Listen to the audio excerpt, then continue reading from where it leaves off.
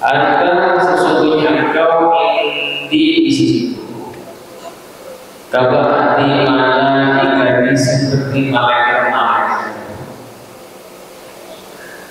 Jadi kalau ada modal yang rajin di masjid, di majelis, terus bisa menjaga hawa dan nafsunya, kata Allah di dalam hadis-hadisnya, engkau di sisiku seperti bagian malaikat. Fayata'ayyan ala syar, maka tentu atas penggoda wa yata'akkadu dan kokoh wa yata'kidi dengan sekokoh-kokohnya ayyata hafadha menjaga ala syababihi atas masa mudanya, menjaga al-yubi'ahu terjatuh pemuda fi suhtillahi di dalam murkanya Allah wa alihi qabihi dan pedihnya siksa. Jadi anak muda itu kata beliau, kata Ibnu Hajar adalah bagaimana betul-betul bisa menjaga masa mudanya agar terhindar dari murkanya Allah dan terhindar daripada pedihnya siksanya Allah Subhanahu wa taala. Kan kalau zaman dulu TV jarang, ya hiburan jarang, semuanya jarang zaman dulu itu aja. Tontonan juga jarang, paling-paling riuh ya di masjid, di musola, kalau zaman muda-muda kita dulu. Ya sebuah perkembangan hari ini bisa berbeda dengan zaman. Kalaupun tidak setiap perkumpulan itu memiliki makna yang kurang. Wa yaj'alahu wasilatan lahu, dan dijadikan masa muda itu adalah wasilah perantara usulan dan bangga, musilan yang mengantarkan ilahnya dari tuanillah untuk menggapai ridhanya Allah. Jadi anak muda adalah kemana-mana apa yang saja merupakan tangganya dia agar mendapatkan ridhanya Allah. Kadang-kadang pengajiannya kan seminggu sekali, kadang-kadang 2 minggu sekali. Sementara kegiatan-kegiatan yang kadang-kadang kurang manfaat lebih banyak daripada yang manfaat. Jadi ini mesti harus dibangun bersama-sama. Ya, mulai dari lingkungan, kegiatan-kegiatan yang ada di sekitar kita itu. Dan saking sibuknya kita ini kadang-kadang luput. Anak-anak remaja kita ini luput daripada perhatian pendidikan kita. Bahkan saya sering ngetes santri atau siswa berapa itu yang level SMP antara sama Ali baca Quran itu bisa. Baca Qurannya belum bisa. Bahkan Ali itu bacanya masih belum bisa lah. Belum daripada perhatian. Ya. Mestinya anak TK atau TKBB misalkan Qurannya belum bisa, walaupun belum hamil.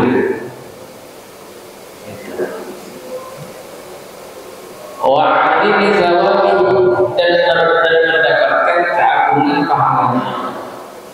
Walian masalah untuk melaksanakan wasiat Rasulullah Sallallahu Alaihi Wasallam, melaksanakan wasiat Rasulullah. Fa'innahu maka sesungguhnya Rasulullah asyfaqa menyayangi alaina kepada kita, wa arhamah dan lebih sayang dengan kita min anfusina dibandingkan diri kita, wa abaina dan orang tua kita, wa ummahatina dan ibu-ibu kita. Jadi kata beliau Rasulullah cintanya kepada umatnya, kepada kita ini lebih Ya, cintanya dibandingkan kepada orang tua kita, bapak ibu kita. Jadi Rasulullah itu cintanya jauh di atas. Dari saking cintanya, bahkan ada doa yang waktu putrinya memohon kepada kita untuk didoakan kepada Sayyidina Husain. Apa kata beliau? Doaku ini aku simpan untuk umatku nanti. Kalau kita kan kebanyakannya mikirin diri sendiri, mikirin orang lain, makanya anak kita tidak terlalu akrab sama kita karena kepeduliannya kurang.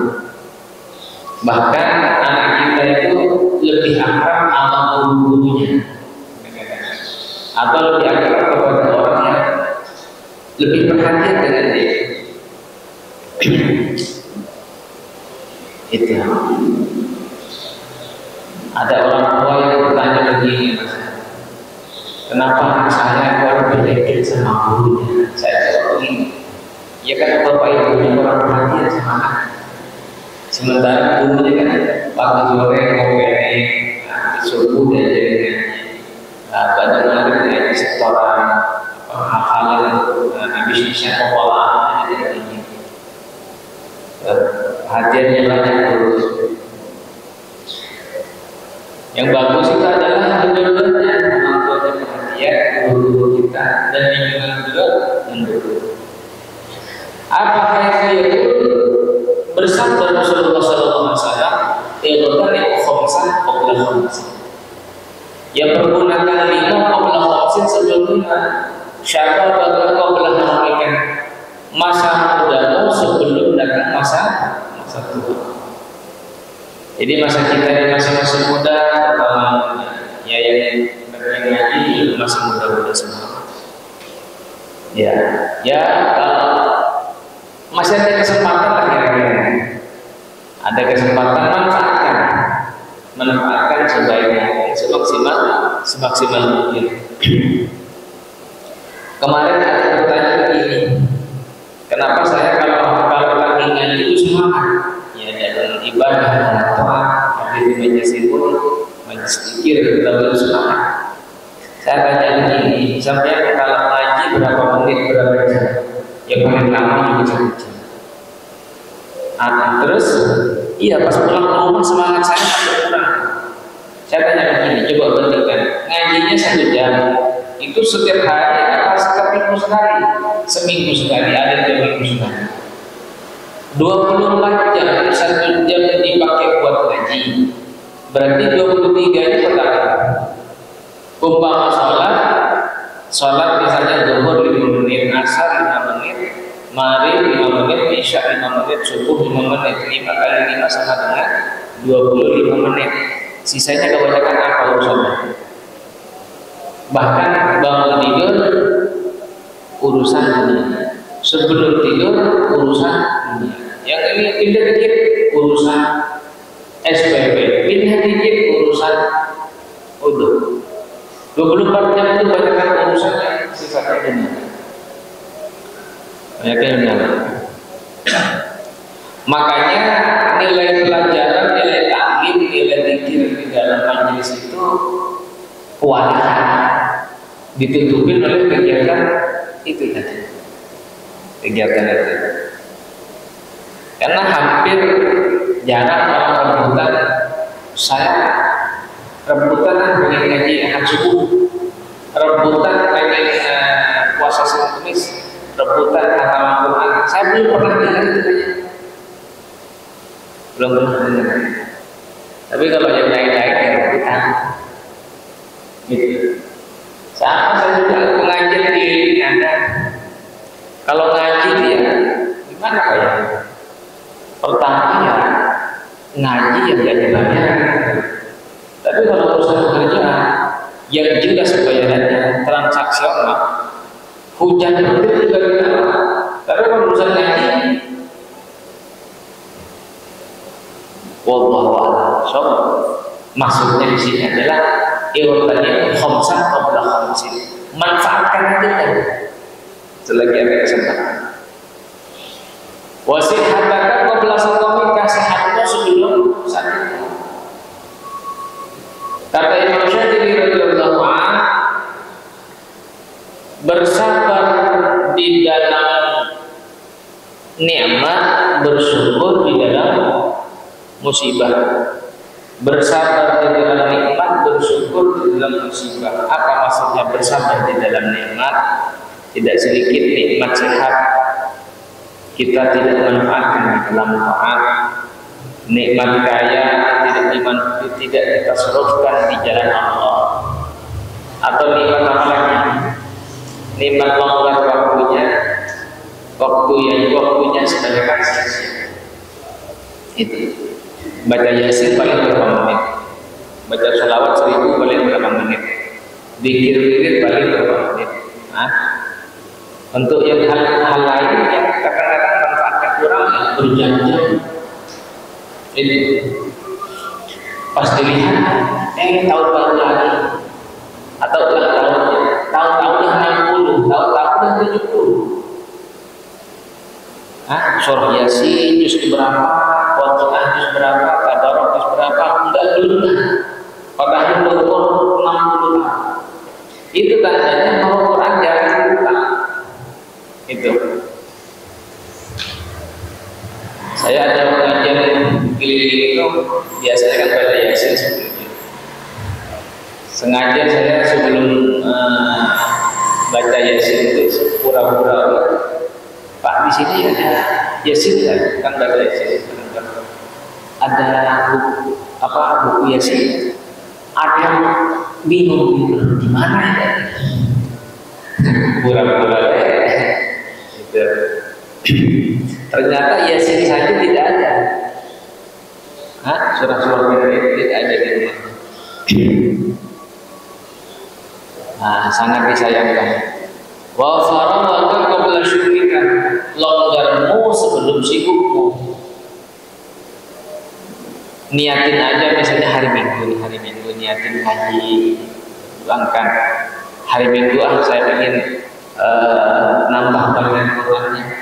Hari Minggu hari libur pengen nambah baca sholawatnya, baca mutola'ahnya, baca buku, baca kitabnya misalnya. Diniatin aja. Bahkan malam Minggu pengen mendadak, pengen dia mulai boleh. Besoknya libur, misalnya begitu. Memang kalau itu benar-benar Masya Allah, setan itu tidak ada tanggal merah. Kita pengennya merah terus. Baca Qurannya merah, baca zikir-zikirnya merah. Dan gitu kadang-kadang merasa cukup dengan ibadah. Jadi 5 menit kira-kira sholat subuh umpamanya singkat saja. Ya mudah-mudahan mewakili amal ibadah kita yang singkat itu kepada Allah Subhanahu wa taala. Wa bika belakang kekayaanmu sebelum mati. Saya pengen nyenengin guru-guru kami, orang tua kami kalau kaya. Padahal ya, guru kami mengajarkan diusahakan setiap bulan bagi beras, kalaupun cuma 1 liter beras. Kondisinya ada atau tidak ada diusahakan 1 bulan, ya 1 liter, 2 liter, 3 liter bagi sama yang butuh. Kenapa beras? Karena Rasulullah SAW kalau bersedekah makanan itu berbagi itu kebanyakannya dari beras atau bahan pokok. Bahan pokok itu kan ya makan kan pokok itu ya. Coba lihat berbagi beras sama yang lain, insya Allah rasakan keberkahan hidupnya, keberkahan rezekinya. Wah, berkah luar biasa. Jadi yang syarat-syarat sedekah itu buka. Wahaya kakak qabla mautika, hidupmu sebelum mati. Ya ngapain lagi? Hidup ini kan sekali Pak ya, di dunia ini sekali. Jadi pertaruhan kita nanti di alam kubur. Bagaimana pertanyaan di alam kubur, di alam barzakh, bagaimana kondisinya, itu adalah hari ini pertaruhannya. Ya kata Rasulullah SAW, manusia hidup di dunia ini seperti sedang berteduh di bawah pohon rindang sebentar saja. Dalam musafir perjalanan Allah teduh sebentar aja, lanjut lagi. Jadi dunia ini barang rendah.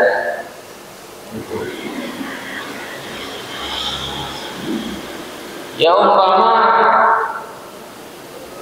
Imam Syafi'i, Imam Malik, para sahabat, itu para sahabat sama imam-imam terdahulu itu ada yang 1000 tahun umurnya, ada yang 1200 tahun, 1250 tahun, meninggalnya dia sampai sekarang masih dalam kuburnya. Kalau beliau-beliau orang soleh, bagaimana persiapan kita nanti supaya di alam kubur yang durasi waktunya bisa saja lebih lama daripada umur kita hari ini di alam kubur. Karena ada nikmat kubur, ada siksa kubur, ada fitnah kubur, juga ada fitnah kubur. Makanya kita ini sangat penting membangun sebuah jam'iyah perkumpulan yang model begini nih Pak, yang betul-betul ada ikatan persaudaraan, tidak hanya pas lagi begini, tetapi persaudaraan yang betul-betul dijaga, dirawat ila yaumil qiyamah. Bagaimana persaudaraan sampai ila yaumil qiyamah? Kita nih kalau satu nggak ada, saling kunjung, saling mendoakan, peduli, saling memperhatikan. Maaf ini, maaf. Kadang-kadang pengen ngumpul kudu ada arisannya. Kalau arisannya nggak ada, nggak pengen ngumpul coba. Padahal ya keluarga besar, bersaudara. Lalu persaudaraannya gimana kalau begitu? Berarti kan belum ada. Itu. Ada ngaji kudu ada madang umpama. Kan nggak mesti begitu. Lah yang namanya persaudaraan, ada nggak saudara berantem? Kalau saudara berantem ya berarti kan musuh. Ya Pak ya? Iya. Kalau berantem kan bukan saudara. Nah persaudaraan itu adalah betul-betul saling jaga, ya, hafidina hadirin awil ghaibin, menjaga kehormatannya, menjaga kemuliaannya, hadir ataupun tidak hadir, ghaib ataupun tidak hadir, dijaga betul. Kalau dia salah, diajak ngobrol, bukan dicaci, itu persaudaraan. Kalau dia sakit, kita saling doakan, saling kunjung, itu persaudaraan. Coba mohon maaf ya Pak, mohon maaf. Dirasa-rasa kita udah ada umur 40, ada umur 50 misalnya. Ketika kita dalam keadaan sakit atau dalam keadaan susah dan lain-lainnya ya, yang sifatnya menyengsarakan lah kira-kira. Banyak gak yang datang sama kita? Banyak gak yang datang sama kita? Kagak banyak. Di antara grup WA yang berapa ratus itu di sini, di antara teman yang sering ketemu baik di kantor, di pasar dan lain sebagainya, yang betul-betul peduli, saling memperhatikan, saling kunjung, saling mendoakan, banyak ya? Agak banyak. Itu tandanya bahwa persaudaraan kita masih sampai di sini, belum sampai gimana alam kubur, bagaimana nanti. Makanya salah satu pertanyaan dalam kubur, wa ma ikhwanuka, siapa saudaramu? Saudara kita adalah saudara yang betul-betul menjaga lillah, persaudaraan yang diikat karena Allah Subhanahu wa taala. Ciri-cirinya kan saling kunjung, saling menjaga, saling mendoakan. Begitu tidak ada subuh pagi, mana ya pulang ya, sakit, ada tanya, katanya ini. Nah itu yang penting, yang mesti kita rawat. betapa banyak orang ngurusin orang banyak, tetapi begitu dia maaf ini diberi ujian musibah oleh Allah, hilang semuanya yang diurusin banyak. Hilang, berarti kan belum ada persaudaraan. Baru persaudaraan di meja makan, baru persaudaraan karena arisan, baru persaudaraan karena halal, bukan karena Allah. Ini sangat penting dirawat seperti ini.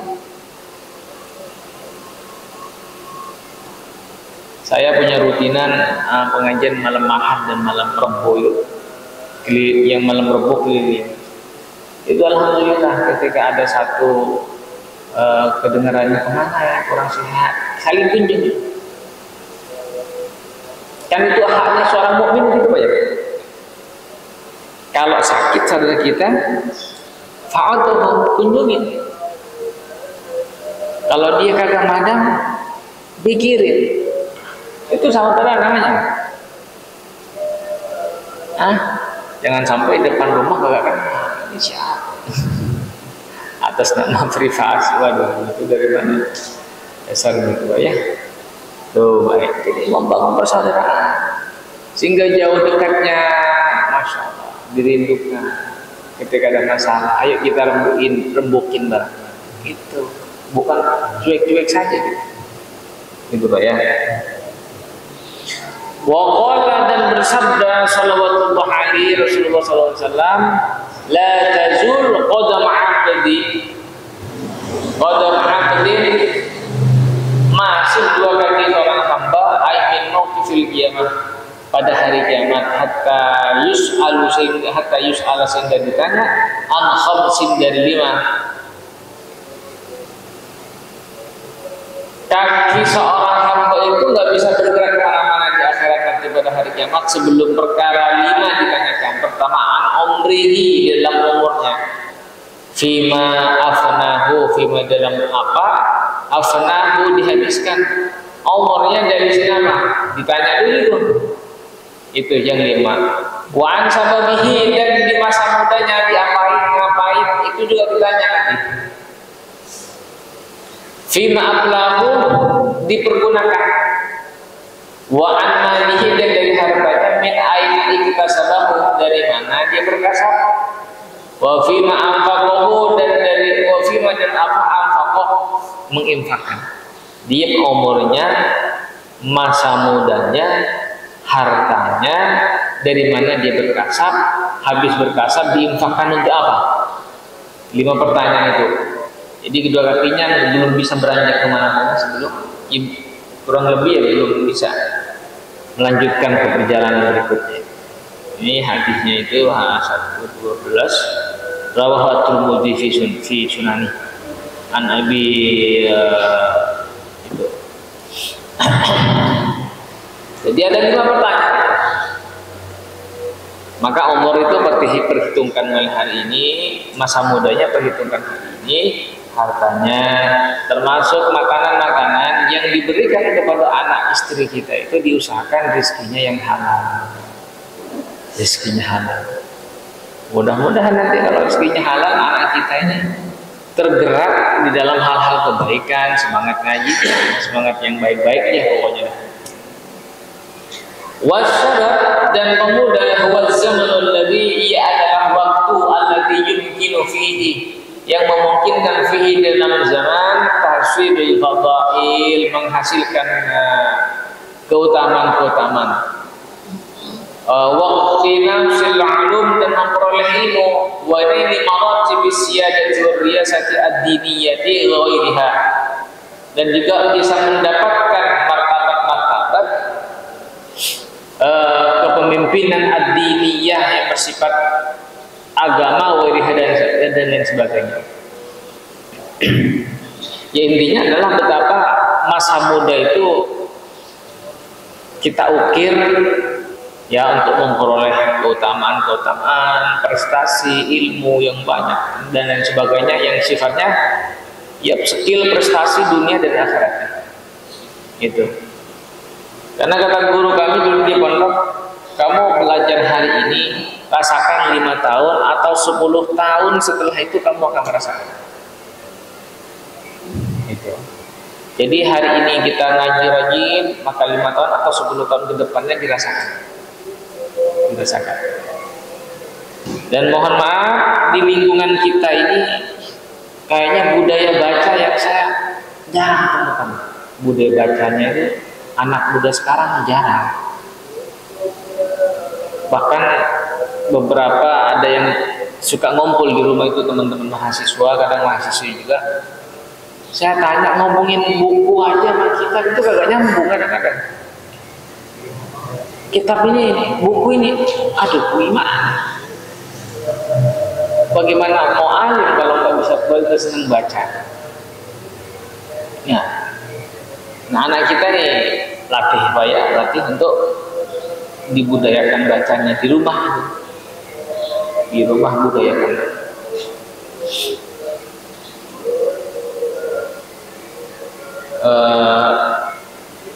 Qala al-qa'il musyiran ila dzalika, berkata orang yang berkata musyiran mengisyaratkan ila dzalika kepada itu pemuda yang menghasilkan prestasi, mengisyaratkan syi'ran kepada syair, idza balawal fata, apabila sampai al-fata seorang pemuda 20 aman 20 tahun, wa'jazahu dan melemahkan al-fakhr seorang yang membanggakan, fala fakhr maka tidak kebanggaan.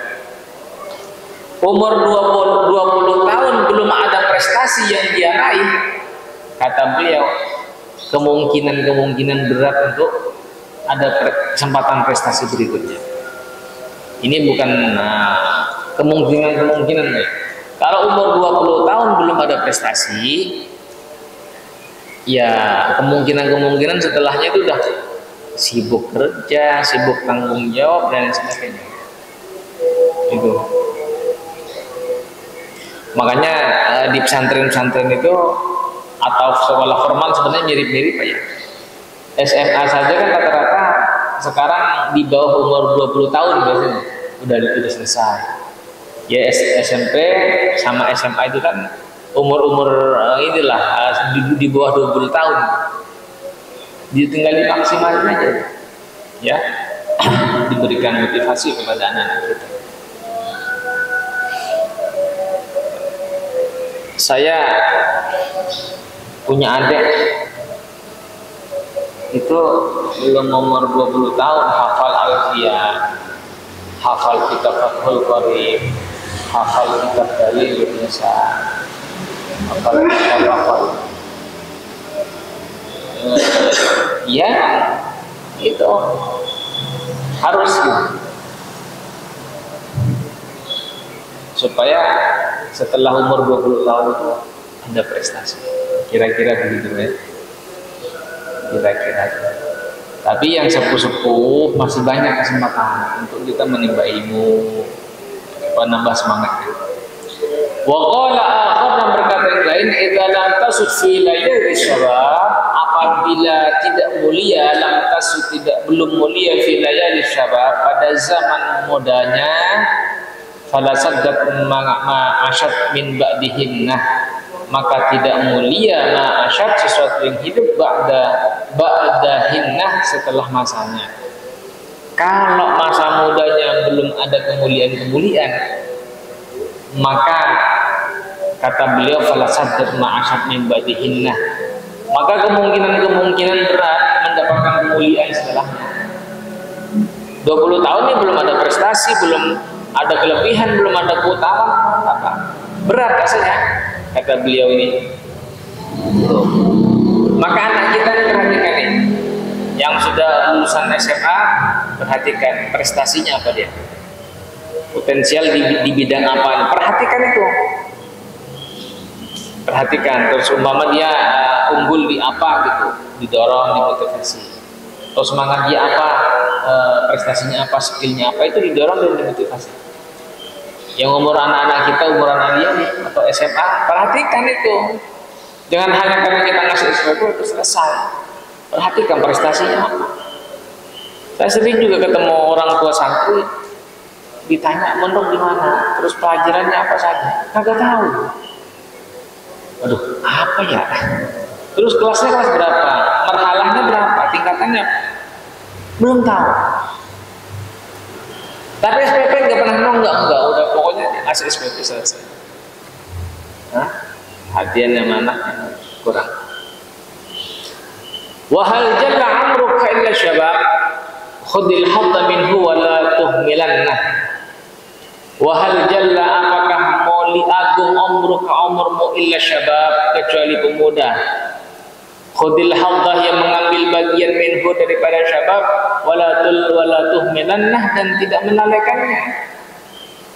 Pemuda yang memiliki keagungan adalah mereka yang mengambil bagian dan tidak lalai, rajin ibadahnya, rajin ngajinya, rajin baca mutolaahnya, rajin baca Quran, gitu. Itu anak muda. Latih dari hari ini anak-anak kita ini baca Qurannya. Kalau sudah paham Al-Quran, naik ke tafsirnya, itu latih seperti itu ya. Terus misalnya fikihnya, yang terjemah aja dulu lah, kalau belum bisa baca kitab terjemah, tuh disuruh baca aja dulu, terus begitu. Itu. Kami dulu di pondok 3 bulan kalau enggak hatam buku atau kitab 13 biji selama 3 bulan enggak boleh libur santri. Biasanya kan besok nih liburan semester misalnya, ini santri di kartu pinjam kitab atau buku di pondok itu belum isi 13 biji yang sudah dibaca, belum nih, sampai nangis darah juga nggak boleh pulang kampung. Mama Kiai, itu salah satu motivasi beliau lah, cara beliau, sehingga mau nggak mau baca, kalau paham nggak paham harus baca aja dulu gitu. Itu Pak ya. Ya, jadi dibudayakan. Wa kana rajul min as-salafis salih, dan ada seseorang min as-salafis salih dari salaf saleh alladzina qalat a'maruhum, yang panjang umur mereka fi sabilillah di dalam jalan Allah wa ta'atihi dan kepada Allah. Yahudduna, mereka memberikan motivasi asyabab kepada seorang pemuda. Wa yahusuna, dan mendorong mereka kepada syabab ala udinami syababihim, untuk memanfaatkan masa muda mereka. Wa yaquluna, dan mereka berkata lahum kepada syabab, iqtanimu syababakum, gunakan masa muda kalian min qabli an taziru, sebelum ada menjadi ila mithli halina hadza, seperti saya ini, kata beliau. Manfaatkan waktunya tong sebelum kayak saya ini, kata orang tua juga dulu. Ya nuna, ya maksudnya adalah al-kibar, sebelum tua, wad'afu, dan sebelum lemah, wal ajizu, sama an katsirin minal a'mali sholihati, dari banyak berbuat amal soleh. Lemah kalau sudah sepuh, yang tadinya sholat tarawihnya paling depan, yang di pojok pakai kursi, kadang-kadang berdiri, kadang-kadang duduk, lemah udah. Yang dulu matanya masih segar, sehari bisa dapat setengah juz, hari ini kadang-kadang 2-3 lembar matanya sudah buram melihatnya apa tuh. Itu. Kemana-mana dulu nggak pakai tongkat, sekarang pakai tongkat. Kata beliau, kata ulama salafus saleh, itu pesannya kepada yang muda-muda, manfaatkan masa mudanya. Itu kira-kira. Manahu, bersama mereka fi ahwalihim, di dalam keadaan mereka orang tua tadi, tilka kanu yasbiquna asyabab, mereka berlomba-lomba fi sa'yi, di dalam berusaha ilallahi, kepada Allah, wal jiddi, dan kerja keras, wa tasmir, sama semangat fi ta'atihi, dalam taat kepada Allah. Padahal mereka itu sebenarnya orang semangat, kerja keras, terus giat di dalam ibadah taat kepada Allah. Cuman beliau tetap berpesan demikian kepada anak muda, jangan seperti kami, kira-kira seperti itu. Summa yantaqilu syabab, kemudian berpindah pemuda min hal syabab, dari keadaan pemuda, ila halil kuhulah, dari keadaan dewasa. Dari muda ke dewasa, fi hadzal istiwaul umar wa bulul asyud. Di dalam keadaan ini istiwaul umar, kesempurnaan umur, wa bulul asyud, dan bulul asyud itu kesadaran sempurna. Jadi dari masa syabab pemuda naik ke kuhulah. Kuhulah itu masa dewasa. Nah itu kata beliau, kata Imam Al-Haddad, merupakan kesempurnaan umur dan kesadaran sempurna. Bulul asyur.